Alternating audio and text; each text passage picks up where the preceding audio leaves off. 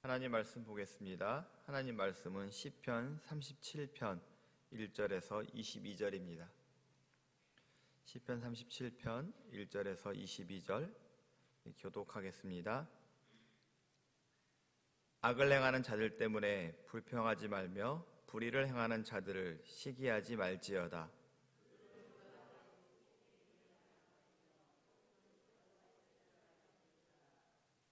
여호와를 의뢰하고 선을 행하라. 땅에 머무는 동안 그의 성실을 먹을거리로 삼을지어다.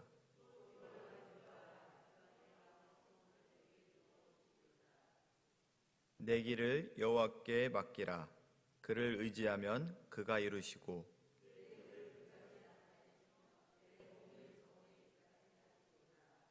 여호와 앞에 잠잠하고 참고 기다리라. 자기 길이 형통하며 악한 꾀를 이루는 자 때문에 불평하지 말지어다.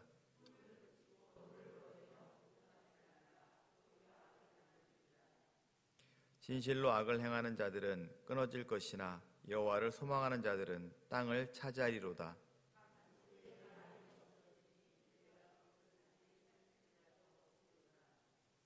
그러나 온유한 자들은 땅을 차지하며 풍성한 화평을 즐거워하리로다.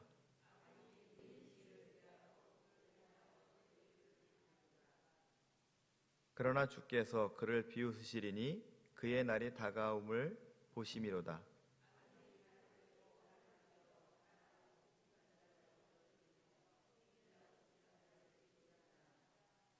그들의 칼은 오히려 그들의 양심을 찌르고 그들의 활은 부러지리로다.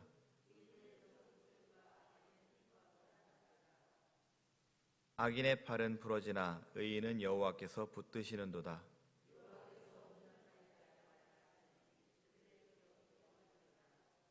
그들은 환난 때에 부끄러움을 당하지 아니하며 기근의 날에도 풍족할 것이나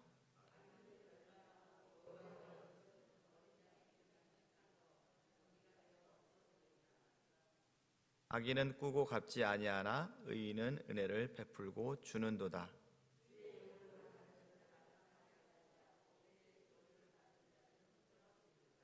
아멘. 할렐루야. 오늘 본시는 적어도 하나님이 살아계시다고 하면서 이 세상이 왜 죄악투성이인가 라는 물음에 대한 분명한 해답을 주는 일종의 지혜시입니다. 즉 본시는 악한 이 세상 가운데 불의한 자가 형통한 사실에 대해 회의와 불평을 삼가하고 다만 하나님의 백성은 하나님을 신뢰하고 그분의 공의로운 통치의 손길을 바라봐야 한다는 사실을 노래하고 있습니다.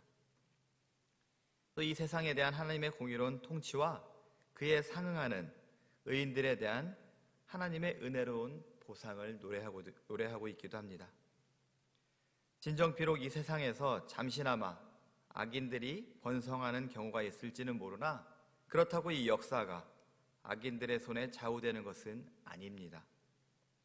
이 세상의 시작과 최종 결말은 로마서 11장 36절에서 말씀하고 있듯이 오직 하나님의 손에 의해 달려있을 뿐입니다.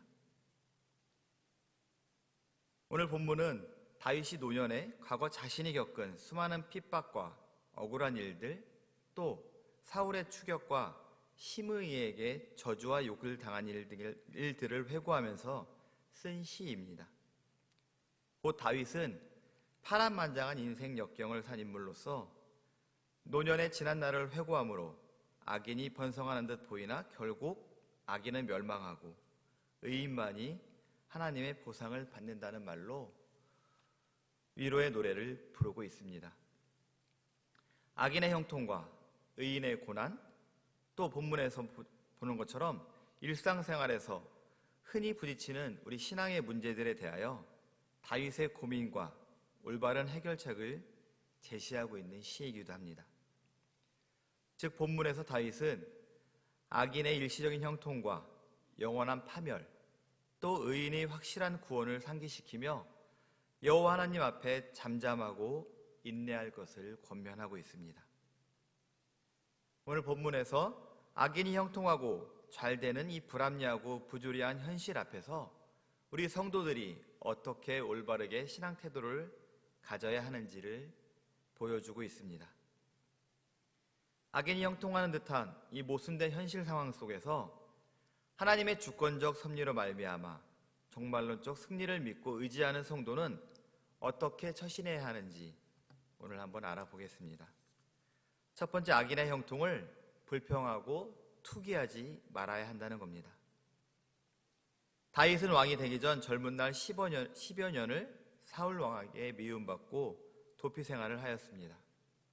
그러면서 다윗은 세상에서 악인이 형통하고 의로운 자, 이유 없이 많은 고초와 환난을 당하는 이 현실에서 수없이 많은 것들을 체험하였습니다. 그런 가운데서 다윗은 놀라운 신앙의 진리를 경험하게 됩니다. 우리 1절 말씀입니다. 다시 함께 보겠습니다. 악을 행하는 자들 때문에 불평하지 말며 불의를 행하는 자들 때문에 시기하지 말지어다. 아멘. 즉 행악자들로 인하여 불평하지 말며 불의 행하는 자를 투기하지 않는 것이 신앙의 지혜임을 다윗은 깨달았던 겁니다.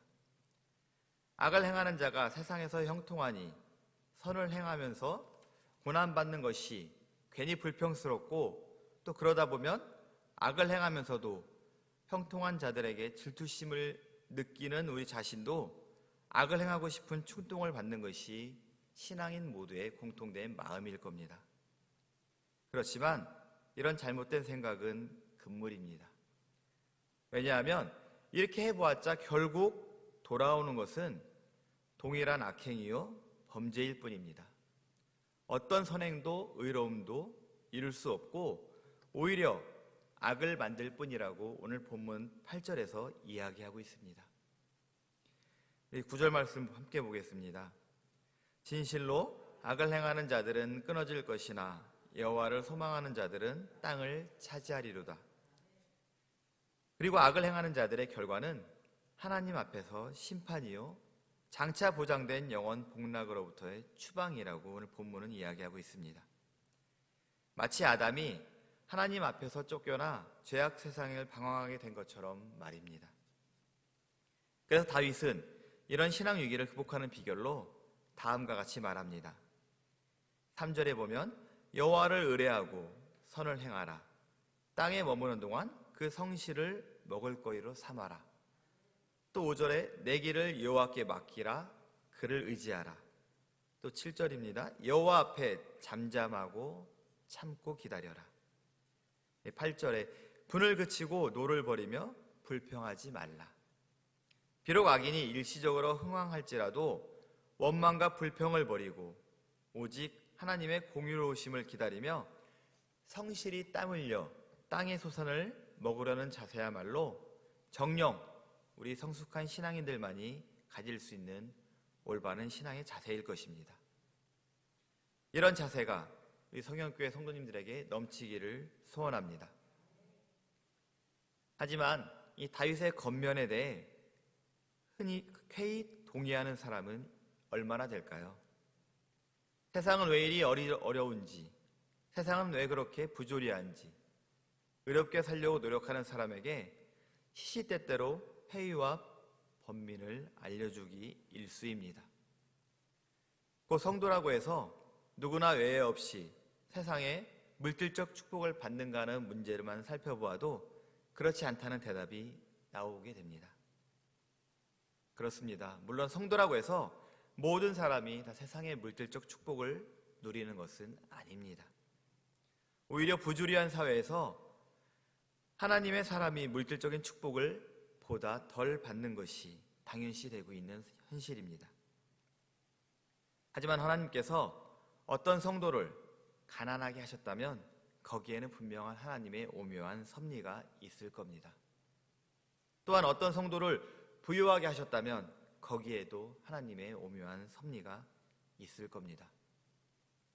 곧 이 세상에서 사람이 누리는 물질의 풍요와 빈곤은 단지 일시적인 것뿐만 아니라 궁극적인 것이 될 수 없습니다.